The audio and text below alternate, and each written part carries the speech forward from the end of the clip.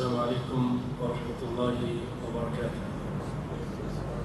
بسم اللہ الرحمن الرحیم، الحمد للہ رب العالمین والعاقبۃ للمتقین والصلاة والسلام علی سید الانبیاء والمرسلین نبینا محمد وعلی آلہ وصحبہ ومن تبعهم بإحسان الی یوم الدین، اما بعد۔ ایک تو یہ کہ یہ رجب کا مہینہ ہے اور یہ مبارک مہینہ ہے، یہ مہینہ حرمت والا مہینہ ہے۔ ان عدۃ الشہور عند اللہ 12 شہرا فی کتاب اللہ، اللہ کی کتاب کے اندر 4 مہینے حرمت والے ہیں، ذوالقعدہ، ذی الحج، محرم اور رجب۔ رجب الگ ہے، باقی 3 مہینے ایک ساتھ ہیں اور اللہ کی کتاب کے اندر موجود ہیں۔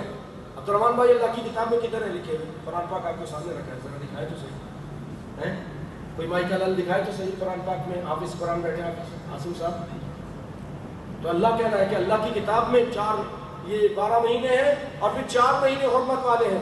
اشرف صاحب کدھر ہیں؟ وہ 4 مہینے وہ بہت ضروری ہیں۔ اللہ تو کہہ رہا ہے کتاب کے اندر، اللہ کی کتاب میں پتہ چلا کہ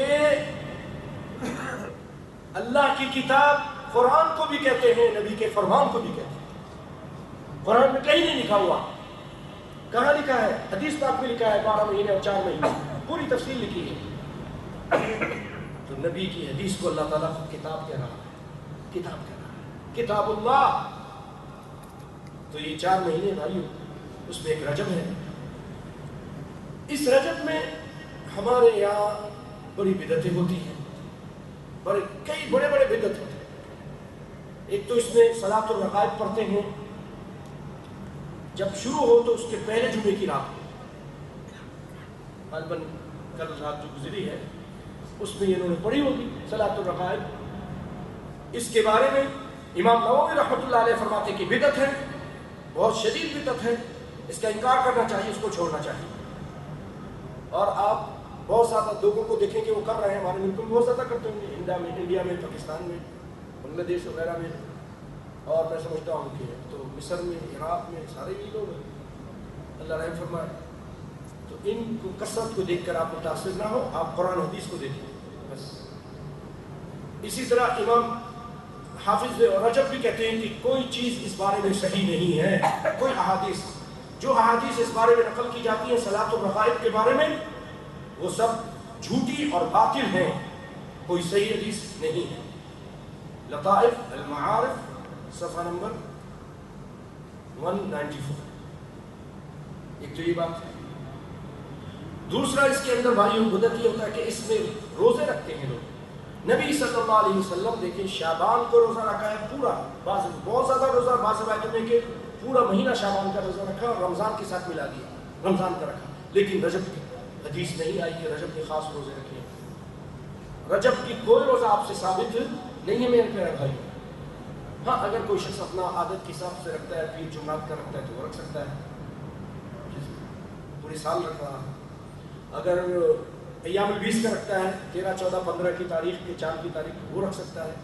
اور اگر وہ داؤدی روزہ رکھتا ہے، یعنی ایک دن رکھتا ہے ایک دن چھوڑتا ہے، کیوں فواز بھائی ماشاءاللہ، اللہ جزائے خیر دے، ہمارے بھائی ماشاءاللہ روزہ رکھنے کی عادت ہے، اللہ برکت دے ان کو۔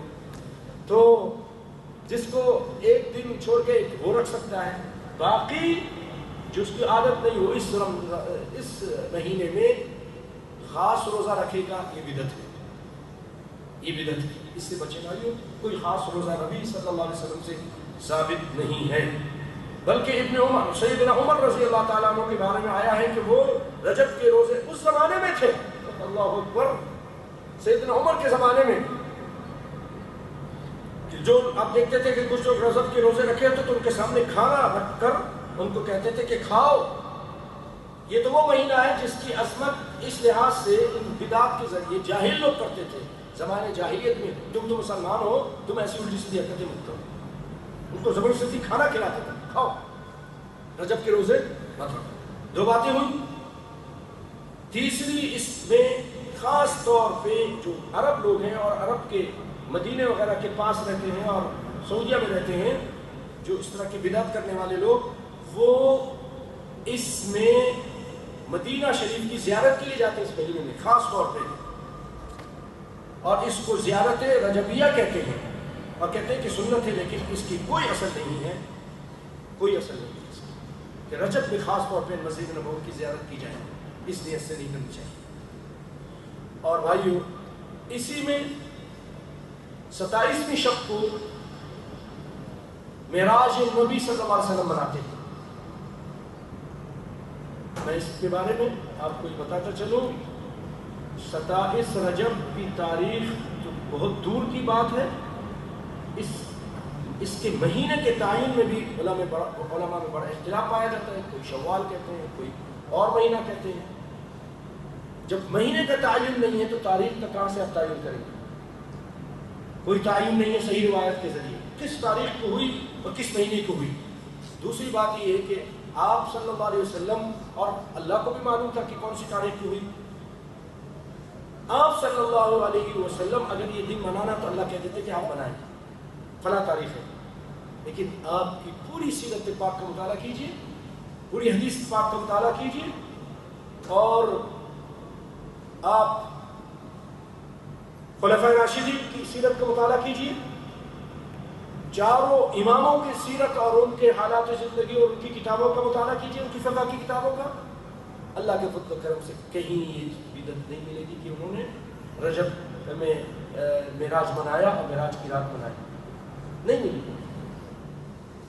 بھائیو اگر یہ واقعی منانے کی چیز تھی تو رسول اللہ کہتے کہ بھائی بہت زبردست رات تھی، مجھے اللہ تعالیٰ آسمانوں پہ لے گیا، سبحان الذی اسریٰ بعبدہ لیلا من المسجد الحرام الی المسجد الاقصیٰ، ہاں تو چلو تم لوگ دن مناؤ، لیکن آپ نے نہیں منایا۔ ہمارے یہاں چراغاں مسجدوں کو قمقموں سے سجایا جاتا ہے اور بڑی رونقیں ہوتی ہیں، رات کو بڑی نعتیں ہوتی ہیں، تقریریں ہوتی ہیں اور جلسے جلوس ہوتے ہیں اور پتہ نہیں کیا کیا ہوتے ہیں، لیکن بھائیو نبی کائنات صلی اللہ علیہ وسلم سے اور آپ کے صحابہ کرام سے یہ چیز ثابت نہیں۔ اور چوتھی چیز اس مہینے میں جو ہوتی ہے وہ میں تھوڑے ڈیٹیل کے ساتھ بیان کر کے اپنی بات کو ختم کروں گا، کیونکہ ممکن ہے آئندہ ہفتے 2 ہفتے میں آپ سے ملاقات نہ ہو سکے، کیونکہ عبداللہ رحمانی صاحب، مولانا عبداللہ ناصر رحمانی صاحب پاکستان سے تشریف لا رہے ہیں، مرکز فرقان ان کو بلا رہا ہے اور یہاں ان کے عمدۃ الاحکام پر اللہ کے فضل و کرم سے بیان ہوگا اور مسلسل ہوگا۔ آپ کے پاس اعلان آ گیا ہوگا واٹس ایپ وغیرہ پر، تو کچھ دنوں بعد آپ دیکھ لیں گے، اعلان لگ بھی جائے گا۔ تو اللہ کے فضل و کرم سے میں نے پھر عبداللہ صاحب سے خود فون پر بات کی، میں نے کہا کہ وہاں رکھنے کی بجائے آپ یہاں رکھ لیں، کیونکہ مسجد فضیلیہ میں پارکنگ کی بڑی پرابلم ہے۔ کہہ رہے ہاں یہ تو ہے، پھر الحمدللہ مان گئے اور یہاں میں نے کہا ہم اپنا درس نہیں کریں گے، اپنا درس نہیں رکھیں گے، تو اس لیے بھائیوں آئندہ 2 ہفتے غالباً یا جب تک ہوگا، پتہ نہیں کب تک ہوتا ہے، 15 دن کا ہے ان کا، تو اس وقت ہمارے درس جب تک کے لیے موقوف ہوں گے، رکے ہوئے ہوں گے اور آپ لوگ اس میں تشریف لائیں، وہ انتظام کریں گے انشاءاللہ۔ بہت بڑے عالم ہیں، بہت بڑے اللہ کے فضل و کرم سے عبداللہ ناصر صاحب رحمانی، اللہ ان کی حفاظت فرمائے، تو وہ تشریف لا رہے ہیں، تو ان کے درسوں میں آپ تشریف ضرور لائیے۔ اس لیے میں تھوڑا سا کنڈوں سے متعلق، چوتھی بدعت اس رجب کے مہینے میں کنڈے کی ہوتی ہے، اللہ کنڈوں سے بچا کے رکھے ہم سب۔ آئیے اس کے بارے میں سنتے ہیں۔ رجب کا مہینہ حرمت والے مہینوں میں سے ایک ہے، لیکن اس مہینے میں کسی قسم کی کوئی خاص عبادت قرآن و سنت سے ثابت نہیں، جیسا کہ کچھ لوگ اس مہینے میں رجبی روزے رکھتے ہیں، تو کچھ صلاۃ الرغائب پڑھتے ہیں، اور کچھ لوگ رجب کے 27ویں شب کو جاگ کر عبادت کرتے ہیں کہ آج کے شب پیارے پیغمبر صلی اللہ علیہ وسلم کو معراج ہوئی تھی، اور اس جبکہ اس کے رات میں بھی تعین، اس کے مہینے کے تعین میں بھی اختلاف ہے۔ اسی طرح کچھ لوگ اس میں کنڈے مناتے ہیں کہ امام جعفر صادق رحمۃ اللہ علیہ نے اس مہینے میں کنڈے بنانے کا حکم دیا۔ یہ اصل میں اس کی بنیاد ایک کہانی ہے، ایک قصہ ہے، لکڑہارے کا ایک قصہ ہے۔ میں مختصر آپ کو سناتا ہوں کہ مدینے میں ایک لکڑہارا رہتا تھا، ایک لکڑہارن رہتی تھی، بہت غریب تھے، بڑے پریشان تھے، تو لکڑہارا ملک سے دوسرے ملک چلا گیا، جیسے ہم لوگ دوسرے ملک آئے ہیں کام کرنے کے لیے، کمانے کے لیے، وہ بیچارہ بھی کہیں چلا گیا، لیکن کافی عرصہ ہو گیا لکڑہارا واپس نہیں آیا، تو اس کو اچھی نوکری نہیں ملی ہوگی، تو واپس نہیں آتے. لکڑہارن وزیرانی کے گھر میں نوکرانی بن گئی. وزیرانے کے گھر میں جھاڑو دینے لگی. ایک دن جھاڑو دیتے دیتے کیا دیکھتی ہیں, دیوری اپنے صحن پہ یا کہیں بالکنی پہ آئیں تو امام جعفر صادق گزر رہے تھے. وہ گزرتے گزرتے رک گئے. یہ اصل میں ایک نظم ہے, اس کا یہ خلاصہ میں آپ کے سامنے پیش کر رہا ہوں. تو وہاں آپ رک گئے اور کہنے لگے ساتھیوں سے کہ آج کون سی تاریخ ہے؟ کہا آج 22 رجب ہے. کہا جو آج نہا دھو کر اچھے کپڑے پہن کر میرے نام کے کنڈے بھرے گا, پھر اللہ سے دعا کرے گا تو اس کی دعا جو مانگے گا وہ قبول ہوگی. اگر نہیں قبول ہوئی تو اس کا ہاتھ میرا گریبان. قیامت کے دن مجھے پکڑ میں پوچھ رہے. تو یہ جلدی جلدی گئی, نہا دھو کر اس نے کنڈے بھرے اور کہا اللہ میرا شوہر آ جائے واپس اور مال دولت بھی لے کر آئے. ادھر کیا ہوا, ایسی کنڈے کی چہرہ اثر جلدی سے قبول ہوئی اس کی دعا, اور وہ بہت بڑا اس کو خزانہ مل گیا. اور وہ وہاں سے وہ خزانہ لے کر بہت سارا مال دولت لے کر مدینہ آ گیا. اب مدینے میں آ کے بہت بڑا محل بنا لیا. ایک دن وزیرانی چھت پر یا کہیں ڈیوری پر کہیں بھی آئی تو دیکھا ایک بڑا محل ہوا سے باتیں کرتا ہوا محل موجود ہے. اس نے کنیزوں سے پوچھا یہ کس کا محل ہے؟ کہا وہی جو آپ کے گھر میں کام کرتی تھی نا لکڑہارن کی, اس کا محل ہے. اس کا شوہر بہت دولت لے کر آئے باہر ملک سے. کہنے لگے نہیں اس کو بلاؤ. بلایا, کیا قصہ ہے, کیا ماجرا ہے؟ اس نے سارا ماجرا بتایا. تو اس نے کہا نہیں یہ سارا جھوٹا ہے, یہ کنڈے کی کوئی برکت اس طرح کی بات نہیں. تمہارے شوہر نے کوئی ڈاکہ ڈالا ہے, کوئی چوری کی ہے, وہ اس کا پیسہ ہے. یہ کہنا تھا اللہ کا عذاب. کنڈے کا انکار کر دیا نا تو اللہ کا عذاب آنا شروع ہو گیا. اللہ کا عذاب آنا شروع ہو گیا. یہ کہ چھوٹے وزیر نے ایک بڑے وزیر کا غلط ثابت کر دیا. بادشاہ کو بڑا غصہ آیا. بادشاہ نے بڑے وزیر کو بھگا دیا, نکال دیا اور جلا وطن کر دیا. چلو جاؤ تم اور تمہاری بیوی. اب وہ دونوں چلے گئے. راستے میں جاتے جاتے انہوں نے ایک جگہ سے خربوزہ خرید لیا. خربوزہ لے کے جا رہے تھے.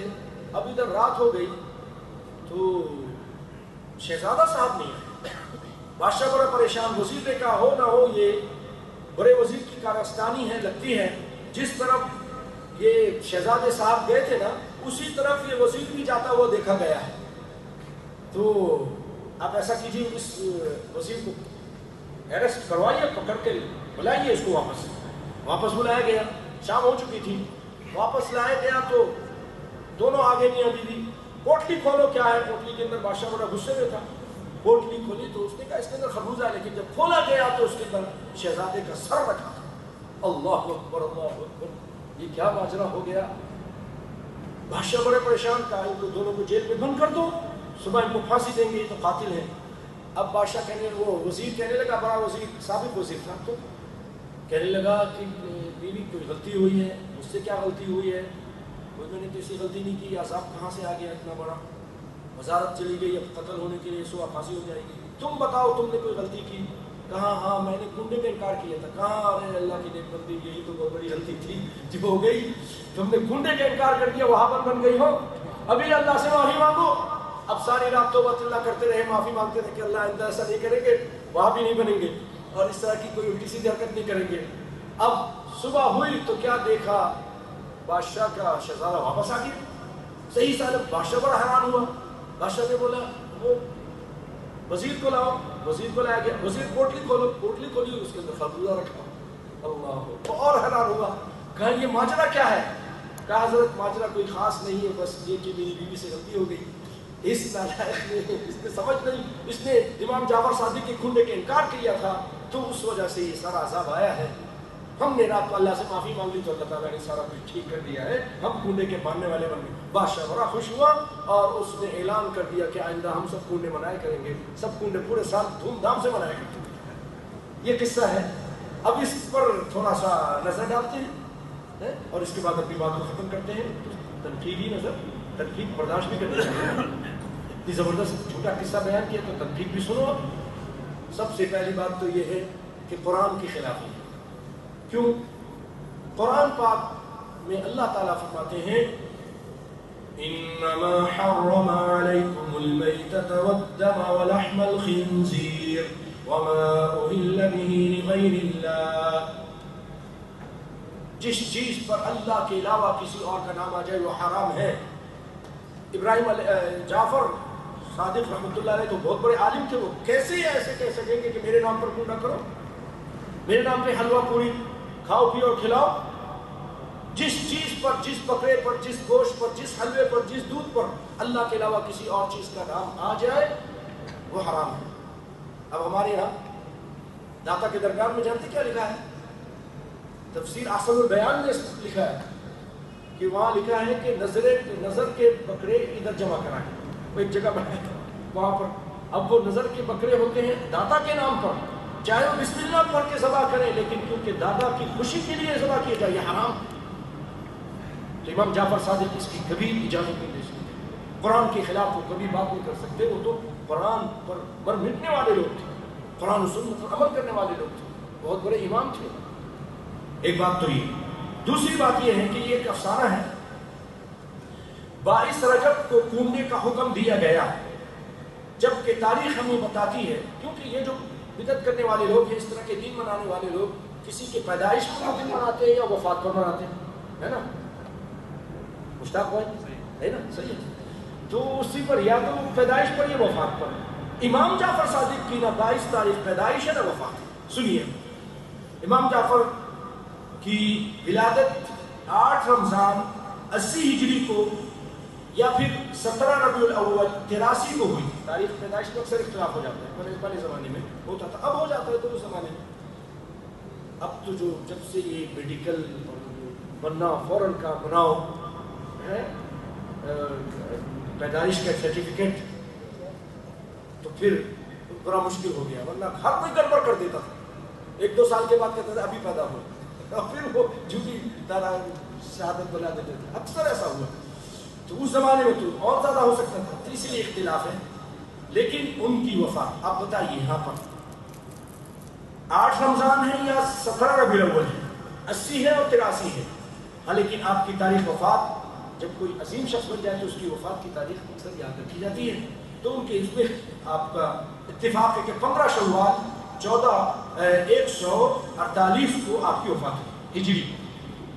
تو اب بتائیے شوال کا مہینہ، رمضان کا مہینہ، ربیع الاول کا مہینہ، رجب کہاں سے آ گیا؟ نہ پیدائش ہے نہ وفات ہے، ٹھیک ہے۔ اور پھر اس قصے میں توجہ دیجئے، توجہ بھائی تھوڑی دیر کے لیے، ابھی ابھی چھٹی ہو جائے گی۔ اس قصے کے اندر بادشاہت کا ذکر ہے۔ میں آپ سے پوچھتا ہوں اس زمانے بادشاہت تھی؟ کیونکہ آپ کی کل عمر تھی 68 سال، آپ کی عمر کے 52 سال خلفائے بنی امیہ کے عہد میں گزرے، اور 16 سال آپ نے عباسی خلیفہ کے دور میں گزارا۔ خلافت تھی، بادشاہت نہیں تھی۔ اس کہانی کے اندر بادشاہت کا ذکر کیا گیا ہے، جو سب سے بڑا جھوٹ ہے۔ پھر سنیے، دار الخلافہ کہاں تھا؟ یا تو دمشق میں تھا بنو امیہ کا، یا بغداد میں تھا عباسیوں کا، ٹھیک ہے نا؟ عباسیوں کا بغداد میں تھا، ان کا دمشق میں تھا۔ مدینے میں کہاں سے دار الخلافہ آ گیا، بادشاہ آ گیا اور یہ ساری چیزیں آ گئی؟ یہ بھی ایک جھوٹ ہے۔ تیسرا جھوٹ دیکھیے، آج کے اس دور میں جب کہ اتنا ٹیکنالوجی ہے، ماشاءاللہ 1 سال کے اندر بلڈنگ کھڑی ہو جاتی ہے، اور بڑے بڑے کرین ہیں، بڑے بڑے، پہلے کتنے لوگ مل کے گڈھا کھودتے تھے، اب ایک ہی مشین آتی ہے، وہ میں دیکھ کر حیران جاتا ہوں، ایسے ایسے کرتے ہوئے صبح ادھر زمین ہوتی ہے، شام کو اتنا بڑا گڈھا ہو جاتا ہے پورے اس کو۔ اللہ اکبر! اس جدید دور میں بھی اگر کوئی بلڈنگ بنے تو سب کو پتہ چل جاتا ہے کہ بلڈنگ بن رہی ہے۔ وہ اس ایرانی نعوذ باللہ کوئی اندھی تھی کیا تھی، اس کو پتہ ہی نہیں چلا، جب محل ہوا سے باتیں کرتا ہوا تیار ہو گیا تو کہنے لگے کہ یہ محل کہاں سے آ گئی، کوئی جنہوں نے بنا دیا تھا، علاؤدین کا چراغ آ گیا تھا ان کے پاس، نعوذ باللہ، سب بکواس، ٹھیک ہے۔ اب بھائیوں، 22 رجب پھر کیوں 22 رجب کو خاص کیا گیا ہے؟ توفیق صاحب کیوں خاص کیا ہے؟ 22 رجب کو سیدنا امیر معاویہ رضی اللہ تعالیٰ عنہ کی تاریخ وفات ہے، اور یہ اس تاریخ کو خوشی منانے کے لیے صحابہ کے جو دشمن ہیں اور صحابہ پہ طعن و تشنیع کرنے والے ہیں، وہ لوگ معاویہ رضی اللہ تعالیٰ عنہ کی وفات پہ خوشی منانے کے لیے انہوں نے ایک بہانہ ڈھونڈا اور انہوں نے یہ کام کیا، اور اس میں سنیوں کو بھی شامل کر دیا۔ جیسے سیدنا عمر کے بغض نکالنے کے لیے، ان سے حسد اور غصہ اظہار کرنے کے لیے، جس نے آپ کو قتل کیا تھا فیروز لولو مجوسی نے سیدنا عمر کو قتل کیا، تو اس کا دن مناتے ہیں بابا شجاع الدین. بابا شجاع الدین نام رکھا ہے اس قاتل کا، اس جہنمی کا، اور اس کا دن مناتے ہیں. نعوذ باللہ من ذالک. اس قدر حسد ہے ان کے دلوں میں نبی کے ستام. تو بھائیوں، باعث یہ سیدنا معاویہ کی وفات ہے. تو یہ پہلے تو خود ہی مناتے تھے اور خوشی میں حلوہ پوری کھاتے تھے. اب انہوں نے کہا کہ پھر سنیوں کو بھی شامل کریں. تو انہوں نے پھر کیا کیا، یہ امام جعفر صادق کے سیدھے سادے بولے والے مسلمان ہمارے، وہ ان کو شامل کر لیا اور کہا آؤ یہ امام جعفر صادق کے نام کے گونڈا ہے، اور حلوہ پوری پکا ان کو، وہ ہمارے لوگ بھی شامل ہو گئے. کتنے لوگوں نے کھایا ہو، کتنے لوگوں نے کھایا ہو. ہم جب پاکستان میں تھے، اسکول میں پڑھاتے تھے، تو ادھر ہر قسم کے ہوتے تھے لوگ، مسے اور وہ ماسٹر اور سب، وہ کہتے گونڈا ہے اور اللہ کے ہمارے یہاں جائے آپ کا سنی ہوگا. اللہ اکبر. یہ حالات ہیں ہمارے سنی بھائیوں کو معلوم ہی نہیں. اور بھائیوں، اصل میں بر صغیر میں یہ رسم کی ابتدا سن 1906 میں ریاست رامپور میں ہوئی. امیر مینائی لکھنوی کے فرزند خورشید احمد مینائی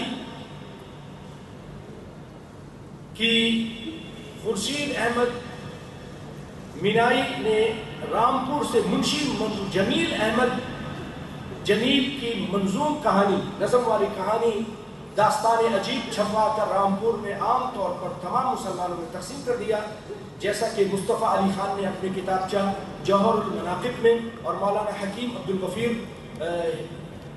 ہوشیار یا حشبار آنولی بریلوی نے رجب کے کنڈے کے عنوان سے ایک تحقیقی مقالہ جو کہ صحیفہ الحدیث کراچی 14 اگست سن 1964 کی اشاعت میں شائع ہوا. اور پھر یہ ان لوگوں نے کیا تھا، اور اس میں انہوں نے ایک تحقیقی مقالہ میں اسی طرح علامہ انہی کے شیعہ محمد باقر صاحب شمسی نے بھی اپنے ایک بیان میں کہا کہ 22 رجب کو جو گونڈا منایا جاتا ہے یہ ایک نئی بدعت ہے، پہلے نہیں تھی. اسی طرح پاکون کے تمام مکاتب فکر کے علماء، تمام دیوبندی اور بریلوی، سب سنی سنیوں، سب بڑے بڑے علماء وہ اس کو بدعت کہتے ہیں. اور ان میں انہوں نے فتوے دیے ہیں. مولانا اشرف علی تھانوی، مفتی محمد شفیع، مولانا احتشام تھانوی، مفتی ولی حسن ٹوٹنگی، مفتی عبدالقہار سلفی، مفتی عبدالرحیم محمد ایوب فرنگی محل لکھنوی، مفتی سید محمد مبارک علی مدرسہ مصباح العلوم بریلی والے بریلوی، مفتی محمد یاسین محترم دارالعلوم سرائے خام بریلی، یہ بھی بریلی شامل ہیں. مولانا محمود الحسن بدایونی نے اپنی کتاب کنڈوں کی حقیقت میں یہ سب چیزیں ذکر کی ہیں اور انہی سے یہ نقل کیا ہے. بدایونی مولانا محمود حسن ایک معروف رائٹر ہیں ہمارے اردو کے. تو بھائیو، ہمیں تمام بدعتوں سے بچنا چاہیے. آخر میں نبی صلی اللہ علیہ وسلم کی 2 حدیثیں سنا کر اپنی بات کو ختم کرتا ہوں. اور اس سے پہلے ایک آیت کہ اللہ تعالیٰ فرماتے ہیں کہ الیوم اکملت لکم دینکم واتممت علیکم نعمتی. دین مکمل ہو چکی ہے، نعمت بھی میری. دین میں زیادہ کرنے کی، کم کرنے کی کوئی ضرورت نہیں. اور آپ صلی اللہ علیہ وسلم فرماتے ہیں من احدث فی امرنا ھذا ما لیس منہ فہو رد. جس نے دین سمجھ کے دین میں کوئی کام کیا وہ مردود کام ہے، مردود کام ہے. اور آپ صلی اللہ علیہ وسلم فرماتے ہیں ایاکم محدثات الامور، دیکھو دین میں نئے کام سے بچتے رہو. فإن كل محدثة بدعة، دین میں ہر نیا کام بدعت ہے. وكل بدعة ضلالة، اور ہر بدعت گمراہی ہے. وكل ضلالة في النار، ہر گمراہی جہنم کی طرف لے جائے گی. میں اسی میں اکتفا کرتا ہوں. اللہ رب العالمین ہمیں صحیح معنوں میں قرآن اور سنت پر عمل کرنے کی توفیق عطا فرمائے. اے اللہ، جو سچی اور صحیح اور نکلی ہوئی حقیقی بات ہے، سچی بات ہے، اللہ اس کو ہم پر واضح کر دے. اے اللہ، ہر بدعت سے بچا کے رکھ. اے اللہ، ہم سب کے گناہوں کو معاف فرما دے. اے اللہ، ہمارے مسلمانوں کو پوری دنیا میں عزت عطا فرما. اے اللہ، عراق میں اسلامی سنی حکومت قائم فرما. اے رب العالمین، اسی طرح شام میں مسلمانوں کی حفاظت فرما اور سنی مسلمانوں کی حفاظت فرما اور وہاں سنی اسلامی حکومت قائم فرما. اے رب العالمین بحرین کی حفاظت فرما. اے رب العالمین اسی طرح ہمارے یمن کی حفاظت فرما. وہاں پر حوثیوں نے بہت زیادہ مسلمانوں کو قتل کیا اور مسجدوں پہ دھماکے کیے اور بہت سارے اور چیزیں حرکتیں کی. اے اللہ ان حوثیوں کو ناکام فرما. ان کے بیک میں جو بھی شر قوتیں ہیں, شرری قوتیں ہیں, مجوسی قوتیں ہیں, یہودی قوتیں ہیں, نصرانی قوتیں ہیں, اللہ ان کو تباہ و برباد فرما. ان کے جو منصوبے اس میں ناکام فرما. ان کو ذلیل و خوار کر اے رب العالمین ان کو تباہ و برباد فرما. اور توحید کی اس عمارت کو, توحید کی اس دولت کو, توحید کی اس سلطنت کو جہاں ایک مذہب کی پوجا نہیں ہوتی, اللہ اس کو تا دیر سلامت رکھ اور وہاں پر قال اللہ قال رسول کی صدائیں بلند ہوتے رہے. یا اللہ ان کی حفاظت فرما. وہاں پر علماء کی حفاظت فرما. اے رب العالمین مساجد کی حفاظت فرما. اے رب العالمین اسی طرح جن لوگوں نے, جن مواحد قوتوں نے, اللہ کے فضل اسلامی قوتوں نے ان کا ساتھ دیا, اللہ ان کی حفاظت فرما. انڈونیشیا ساتھ دینے کے لیے آ گیا, اللہ اکبر, کی فوجیں بھیج دی اور یہ ساری قوتیں مل کر اللہ ہمارے پاکستان کو بھی ساتھ دینے کی توفیق عطا فرما. وزیر اعظم صاحب تو گئے ہوئے ہیں, اللہ تعالیٰ کو کرے کہ کوئی فیصلہ اچھا آ جائے. آمین. آپ لوگ دعا کریں, تہجد میں دعا کریں. آج بھی یہی تھا جمعہ کے خطبے میں, حرم میں جو خطبہ ہوا یہی تھا کہ تہجد کو اٹھ کر دعا کیجیے, اللہ سے دعا کیجیے کہ اللہ تعالیٰ اس کی حفاظت فرمائے. نہ تو بھائیوں جو کچھ عراق میں ہوا وہ پھر ہر اسلامی مملکت میں ہوگا, اللہ بچائے. جو شام میں ہوا, زندہ گرگور کیا گیا, مارا پیٹا گیا, قتل کیا گیا, بستی کی بستی اجاڑ دی گئی, وہ پھر اللہ نہ کرے وہی ہوگا. لیکن اللہ تعالیٰ اس کو نہیں ہونے دے گا انشاءاللہ, اگر آپ چاہتے رہے اور آپ دعائیں کرتے رہے اور ہمت سے کام لیتے رہے. اللہ ہمارے مسلمانوں کو پوری دنیا میں عزت عطا فرما. اللهم اعز الاسلام والمسلمين واذل الشرك والمشركين. اللهم دمر اعداء الدين واجعل هذا البلد امنا مطمئنا سخاء رخاء وسائر بلاد المسلمين. اللهم عليك باليهود والنصارى والهندوس المعتدين. اللهم عليك بالمجوسيين. اللهم عليك بالحوثيين. اللهم عليك بالنصيريين. اللهم احصهم عددا. اللهم عليك بالخونة. اللهم عليك بالمنافقين. اللهم احصهم عددا واقتلهم بددا ولا تغادر منهم احدا. اللهم من اراد بنا وللاسلام والمسلمين كيدا فاجعل كيده في نحره واشغله في نفسه واجعل تدبيره دمارا. اللهم انصر كتابك ودينك وسنة نبيك وعبادك الموحدين. اللهم آمنا في أوطاننا وأصلح أئمتنا وولاة أمورنا. اللهم وفقهم لما تحب وترضى وهيئ لهم بطانة صالحة يا رب العالمين. اللهم أعز الإسلام والمسلمين وأذل الشرك والمشركين. اللهم اكفنا شر أعدائك وأعدائنا بما شئت. اللهم اكفنا شر أعدائك وأعدائنا بما شئت. اللهم اكفنا شر أعدائك وأعدائنا بما شئت يا رب العالمين. وصل اللهم وسلم وزد وبارك على عبدك ونبيك محمد وعلى آله وصحبه وسلم. وبارك الله فيكم وجزاكم الله خيرا.